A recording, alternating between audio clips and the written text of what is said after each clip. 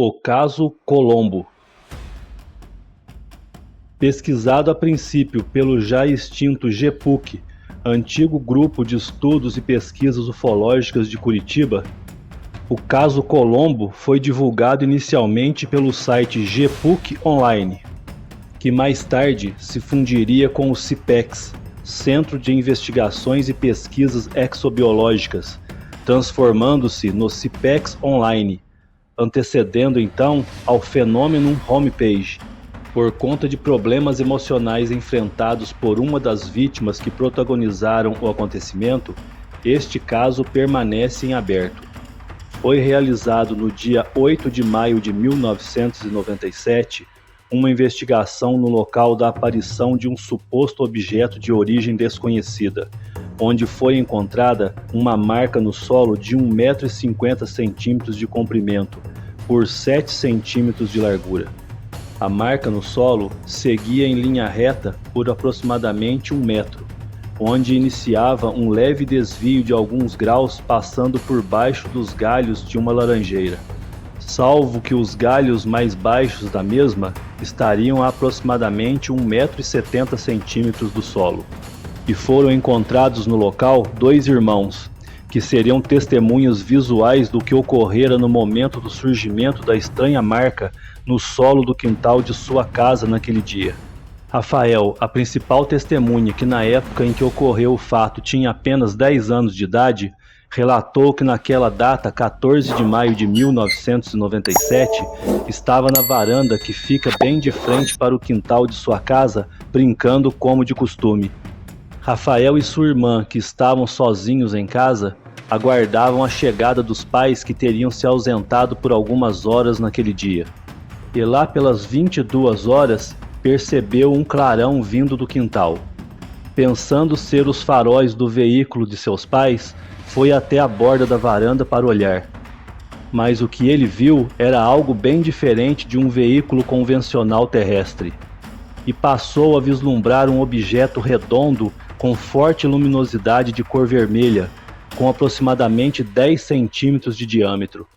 O objeto pairava no ar indo em direção a uma laranjeira no quintal, e parecia estar em uma rota de colisão. Mas pouco antes do impacto, o objeto mergulhou em direção ao solo, chegando a poucos milímetros de tocá-lo, assim desviando e passando por baixo dos galhos da pequena laranjeira, para logo depois subir, indo em direção à casa da vizinha que morava ao lado, que se chamava Maria. Impressionado com o que viu, Rafael, aos gritos, chamou sua irmã, que no momento se encontrava na sala assistindo TV. Então ele e sua irmã desceram no quintal até o local da passagem do objeto e viram o que parecia ser uma faixa de fogo de coloração azul que chegava a uns 10 centímetros de altura e se estendia por toda a trajetória da marca deixada no solo pela esfera luminosa. E sentiram um cheiro muito ruim e forte. Ao chegarem em casa pouco tempo depois, os pais das testemunhas chamaram a atenção dos irmãos, pois ao verem a marca no quintal, acharam que os dois teriam ateado fogo no local. E minutos depois, os 2 irmãos foram acometidos de tonturas, dores de cabeça, náuseas e formigamentos pelo corpo. Ambos ficaram com a pele avermelhada e tiveram inchaços pelo corpo. Tomaram um chá medicinal preparado pela mãe, que não surtiu efeito. E com a piora e a persistência dos sintomas, seus pais acabaram por levá-los ao Hospital Angelina Caron, em Campina Grande do Sul. Na investigação deste caso, foram coletadas 2 amostras de grama, dentro e fora da marca, em um local mais distante. Uma laranja que estaria em contato com a marca, um pedaço de PVC que se encontrava caído em meio à marca, amostras de solos colhidas no interior da marca e de fora da marca. E posteriormente, todas estas amostras foram testadas e analisadas em laboratórios do setor de botânica da UFPR, Universidade Federal do Paraná.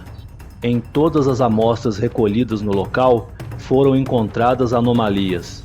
Nas análises de gramíneas, foram reveladas diferenças muito claras entre o material coletado dentro da marca e os que foram coletados distantes da marca. Observação: as amostras de grama eram todas da mesma espécie, mas que foram coletadas em uma distância de 5,5 metros umas das outras. As amostras coletadas dentro da marca apresentavam cozimento em seu interior e estavam chamuscadas por fora. Efeito causado somente por meio de radiação do tipo micro-ondas. A cota de amostras afetadas tinha uma estranha consistência, como se tivesse sido desidratada. E um fato intrigante relacionado às amostras é que, inexplicavelmente, as gramíneas afetadas permaneceram verdes por 1 ano e 3 meses após a coleta.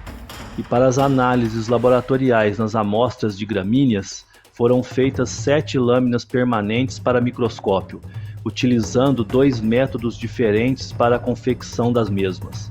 3 lâminas foram feitas utilizando o primeiro método, onde foram retiradas algumas partes das amostras para fixação. Estas amostras ficaram embebidas em água destilada por um período de 24 horas.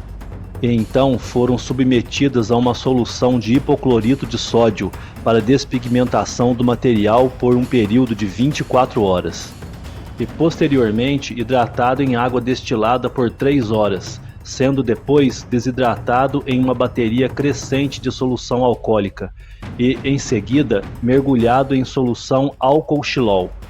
Ao fim deste processo, as amostras foram fixadas em lâminas permanentes.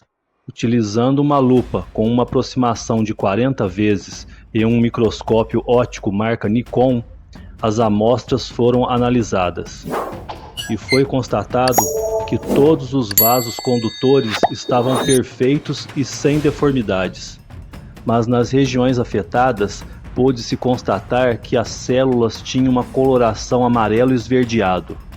O perito em corantes da universidade afirmou que, ao passar por este processo, o material vegetal das amostras perde toda a pigmentação ao ficar exposto por um período de 2 horas mergulhados na solução de hipoclorito de sódio, e ficou surpreso e sem explicação pela não despigmentação do material afetado. Outro detalhe curioso e interessante foi que as células do material afetado apresentaram um maior espaçamento celular que o normal.